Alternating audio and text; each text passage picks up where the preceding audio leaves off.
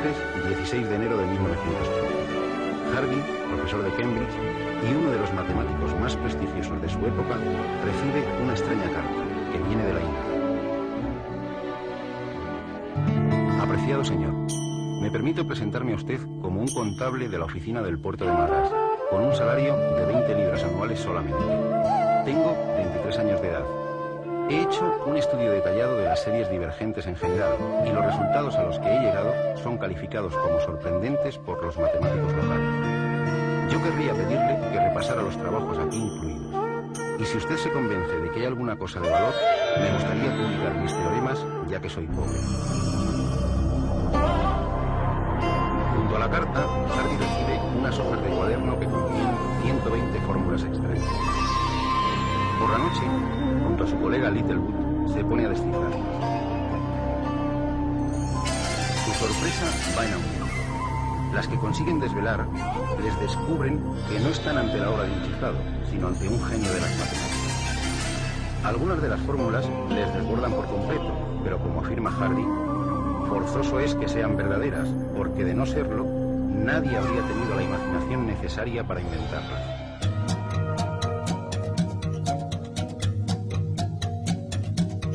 Una de estas fórmulas está relacionada con el número pi, y a Hardy le resulta completamente nueva.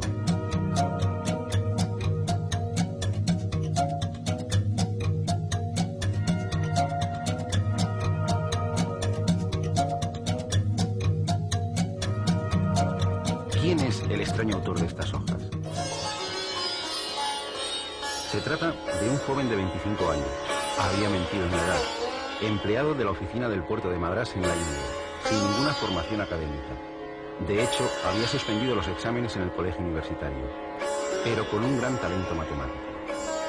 Su nombre es Srinivasa Ramanujan.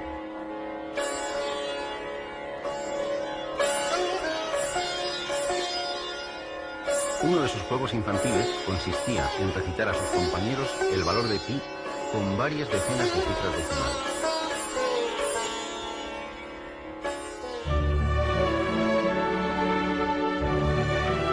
Sin dudarlo, Hardy invitó a este prodigioso joven a Cambridge, donde trabajaron codo con codo desde 1914 a 1919, año en que Ramanujan, aquejado de una grave enfermedad, regresó a la India.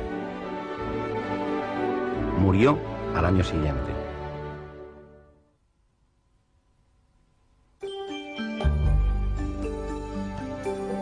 Ramanujan tenía una intuición mágica con los números, y Hardy nos proporciona una simpática prueba de ello. Cierto día, cuando fue a visitarle, estando ya muy enfermo, le comentó que había ido en un taxi con un número anodino, el 1729.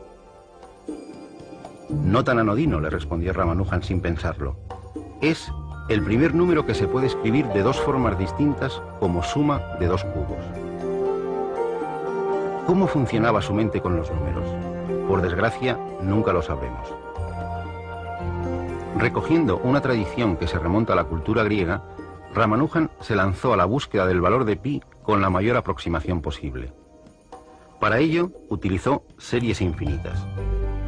Una serie infinita es una expresión formada por sumas o productos de infinitos términos que mantienen una estructura común. La más conocida es esta del inglés Wallis de 1665. Su único inconveniente es que se aproxima a pi muy lentamente, es decir, si hiciésemos los 100 primeros productos, obtendríamos un valor de pi igual a 3,1260789, bastante alejado del valor verdadero. Tendríamos que desarrollar miles de términos para empezar a acercarnos razonablemente a pi.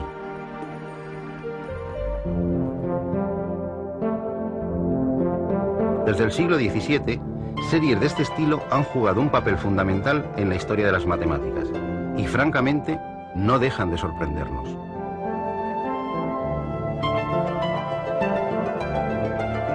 Vamos a observar otra de apariencia sencilla. Su construcción es simple. Vamos alternando sumas y restas y los denominadores son todos los números impares. Como hay infinitos números impares, habrá infinitos términos, pero su suma es un número finito. Exactamente pi partido por 4.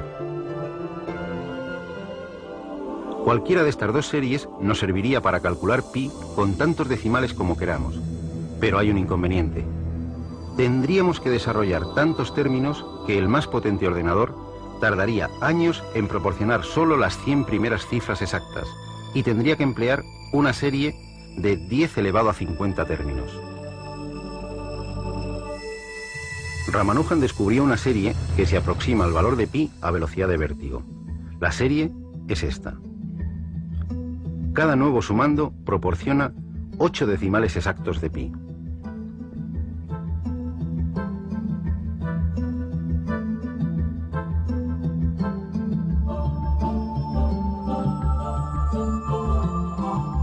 En la fórmula aparece un símbolo extraño, el símbolo exclamación, que detrás de un número es el símbolo factorial y representa el producto del número por todos los anteriores hasta 1.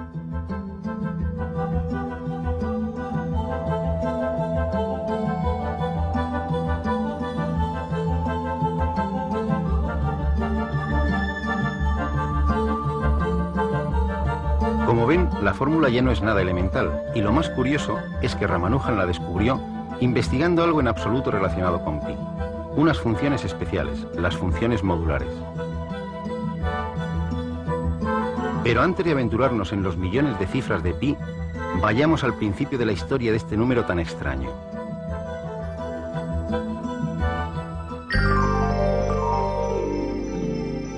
Todos recordamos de nuestra más tierna infancia la famosa fórmula: la longitud de la circunferencia es 2πr. Bueno, en esencia eso es pi, la razón entre la longitud de cualquier circunferencia y su diámetro. Si dividimos la longitud de cualquier circunferencia entre su diámetro, siempre obtendremos el mismo resultado, pi. Pero no es tan fácil medir una circunferencia, y además es imposible hacer estas medidas con una precisión total. Así que solo obtendremos valores aproximados de pi.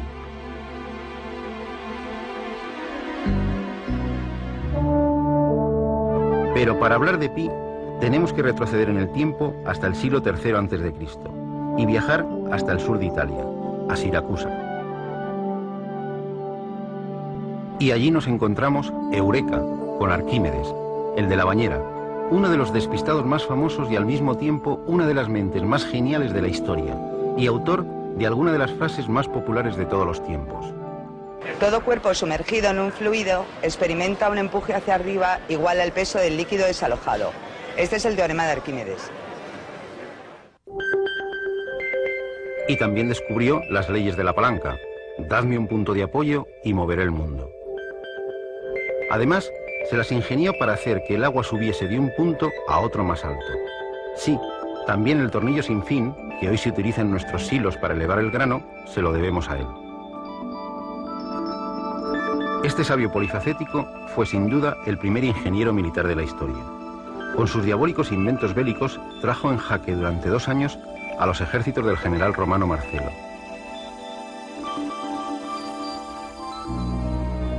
Murió atravesado por la espada de un soldado romano mientras dibujaba en el suelo figuras geométricas. Según la leyenda, sus últimas palabras fueron: no borres mis círculos. Arquímedes es el padre de un buen número de descubrimientos relacionados con las figuras y los cuerpos redondos. Pi le debe mucho a Arquímedes, o Arquímedes a Pi, según se mire. Euclides ya nos dice en sus famosos elementos que las áreas de los círculos son proporcionales al cuadrado de sus radios. O dicho de otra forma, que si dividimos el área de cualquier círculo entre el cuadrado de su radio, siempre obtendremos el mismo número. Pero, ¿cuál es ese número? Un siglo más tarde, Arquímedes fue el que de forma bastante ingeniosa demostró que ese número es nuestro famoso pi. Desde entonces, sabemos la conocida fórmula del área del círculo: área igual a pi por el radio al cuadrado.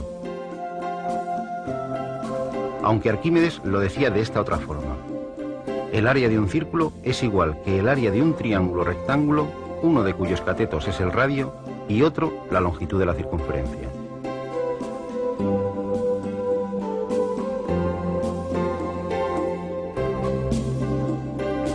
El área del triángulo es L por R partido por 2. Y desarrollando, obtenemos pi por R al cuadrado, es decir, el área del círculo.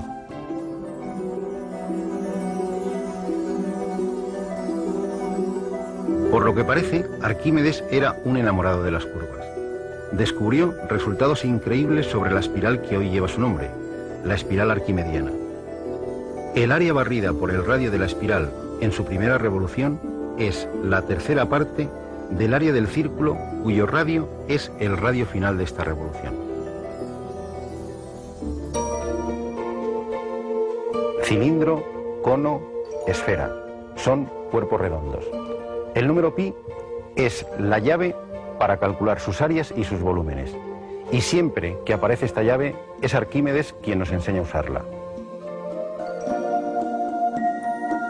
Descubrir la manera de calcular las áreas laterales del cilindro y del cono no le debió suponer a Arquímedes un esfuerzo especial, ya que basta con extender en el plano estas superficies. El área lateral será entonces la longitud por la altura, es decir, 2πr por h. De forma análoga, es decir, extendiendo la superficie lateral en el plano, podemos calcular el área lateral del cono. El área lateral será pi por el radio por la generatriz. Los volúmenes de ambos cuerpos también dependen de pi. Así, el volumen del cilindro es pi por el radio al cuadrado por la altura del cilindro.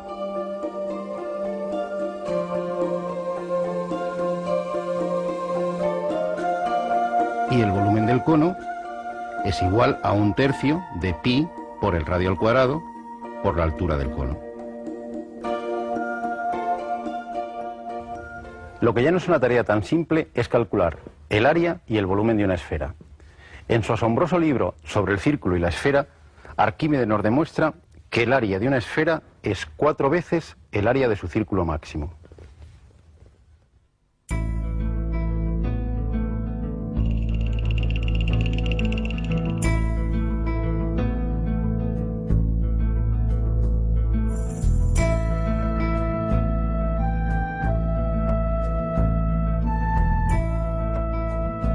Descubrió que el volumen de una esfera es 4 veces el del cono que tiene por base el círculo máximo de la esfera y por altura el radio de la misma. Además, introduciendo una esfera en un cilindro de igual radio, descubrió las relaciones entre las áreas y los volúmenes de ambas figuras. Utilizando sus propias palabras, cualquier cilindro que tenga como base el círculo máximo de una esfera y la misma altura que la esfera, tiene por volumen 1,5 veces el de la esfera, y su superficie, incluyendo sus bases, es también 1,5 veces la superficie de la esfera. Lo que traducido a nuestro lenguaje matemático actual significa que el volumen es igual a 4/3 de pi por el radio al cubo, y el área es igual a 4pi por el radio al cuadrado. Arquímedes se sintió siempre tan orgulloso del descubrimiento de esta relación entre la esfera y el cilindro que, según la leyenda, pidió que se grabara en su tumba una figura con una esfera dentro de un cilindro. ¿Por qué es tan importante conocer el valor de pi? Ya hemos visto que el número pi acompaña indefectiblemente a cualquier figura o cuerpo redondo.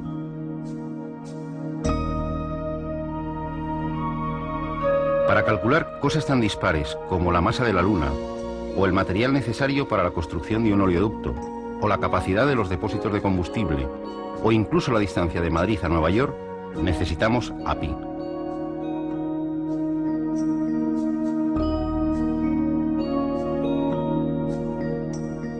Pero no solo en estas situaciones. Sin la ayuda de pi, el Voyager jamás habría llegado a Júpiter y a Neptuno. En efecto, en el cálculo de las órbitas planetarias también está presente nuestro amigo pi. Cualquier estudio de una población grande de características tan distintas como estatura, edad, ingresos, años de estudios, cotización a Hacienda, se ajusta a una curva similar a esta, es decir, a una campana de Gauss. Pues bien, su área es la raíz cuadrada de pi. Pero pi, este extraño número, nos depara muchas más sorpresas. Estos son los números naturales, y estos son sus cuadrados: 1, 4, 9, 16, 25, 36... Si tomamos sus inversos, obtendremos fracciones cada vez más pequeñas. Si sumamos todas estas fracciones, nos iríamos acercando cada vez más a un determinado número. En apariencia nada espectacular. 1, 64, 49, 34, 1... Nada espectacular. Bueno, no tiene nada de extraño, salvo que es precisamente la sexta parte de pi cuadrado. ¿Qué misterios rodean a esta constante universal de naturaleza tan simple, pero que aparece en las situaciones matemáticas más dispares? Quizá nunca lleguemos a conocerlos por completo. Pero lo que sí sabemos es que ha ejercido un poderoso influjo entre los matemáticos de todas las épocas, y desde hace más de 3000 años.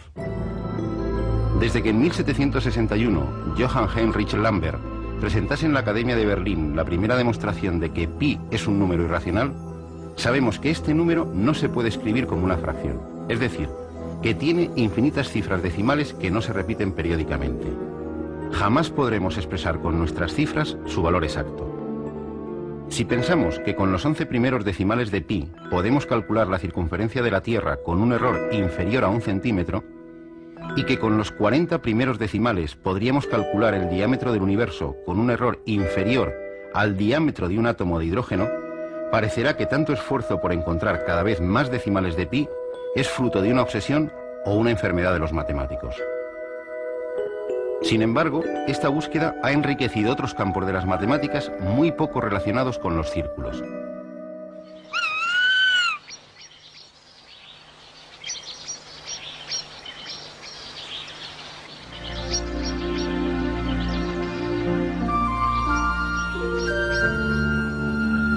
¿Qué tiene que ver el río Amazonas con el número pi?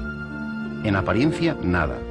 Sin embargo, Hans Heinrich Stolum, geólogo de la Universidad de Cambridge, ha calculado la relación entre la longitud real de muchos ríos con meandros y su longitud en línea recta desde su nacimiento hasta su desembocadura. Esta proporción varía de un río a otro, pero su promedio es un número ligeramente mayor que 3.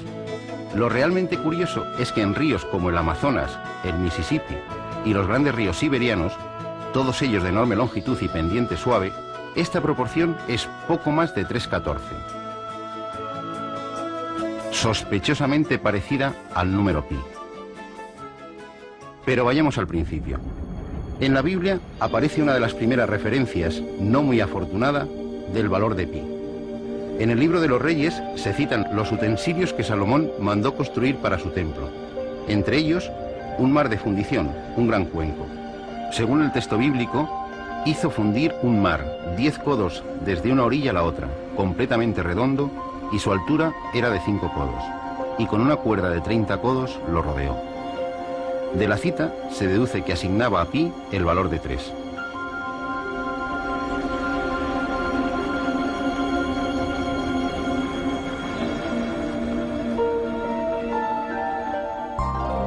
Los babilonios habían descubierto una aceptable aproximación de pi por exceso, asignándole el valor de 25 octavos, es decir, 3,125. Los egipcios, en 1650 a.C., según se puede leer en el papiro de Ring, le dieron el valor de 16 novenos elevado al cuadrado, es decir, 3,16. Arquímedes realizó el primer cálculo teórico de pi. El original y paciente método consiste en trazar un hexágono regular inscrito y otro circunscrito a una circunferencia. El perímetro del hexágono interior es menor que la longitud de la circunferencia y el del exterior mayor. Dividiendo los perímetros entre el diámetro obtendremos una cota inferior y una cota superior de pi. Si duplicamos el número de lados del polígono regular, obtendremos una mejor aproximación. Pues bien, con suma paciencia, esto es lo que hizo Arquímedes hasta alcanzar un polígono de 96 lados, con lo que demostró que pi está comprendido entre 223 partido por 71 y 22 partido por 7, es decir, entre 3,1408 y 3,1429. Había empezado la gran carrera para obtener cada vez un valor más próximo a pi, una auténtica carrera de relevos. Ptolomeo, en el siglo II, obtiene un valor que se repetirá hasta la saciedad en todas las escuelas durante cientos de años. Pi igual a 3,1416.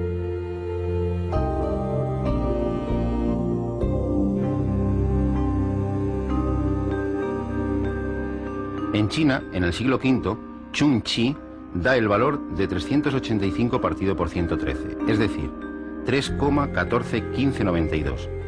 7 cifras, no está mal.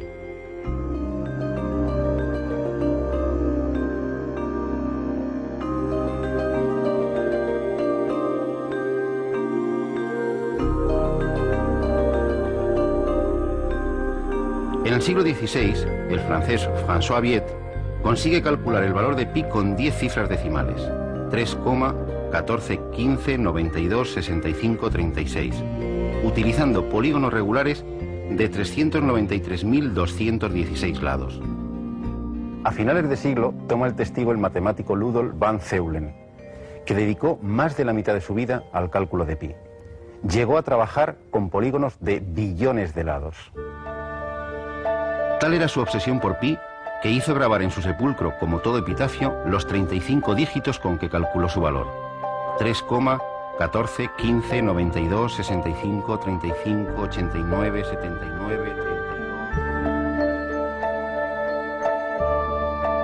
Con la aparición de las series infinitas, la tortura de los polígonos con millones de lados desaparece, aunque los cálculos para obtener buenas aproximaciones siguen siendo engorrosos.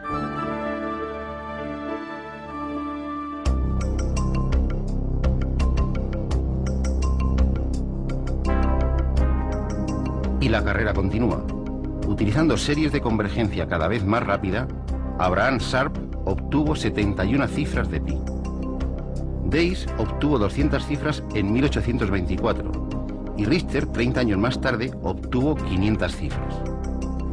Quizá la historia más entrañable de esta maratón sea la del matemático inglés Sans, que en 1873 creyó haber calculado los 707 primeros decimales de pi. Él nunca llegó a saber que en la cifra 528 había un error. Este hecho se descubrió en 1945. El nacimiento del ordenador impulsó de nuevo esta carrera sin fin. En 1949, von Neumann, con el ya mítico ordenador ENIAC, obtuvo 2037 dígitos en solo 70 horas. En 1958 se obtuvieron las 10.000 primeras cifras. En 1961, las 100.000 primeras en menos de 9 horas. El millón se rebasó en 1973, los 10 millones en 1985, los 100 millones en 1987. En la actualidad, el récord está en los 50.000 millones de cifras. Pero la carrera no ha hecho más que empezar. De hecho, aunque no se lo crean, no estamos mucho más cerca de la meta que nuestro buen amigo Arquímedes. Y nunca lo estaremos. En fin, las bromas del infinito. Pero eso es otra historia.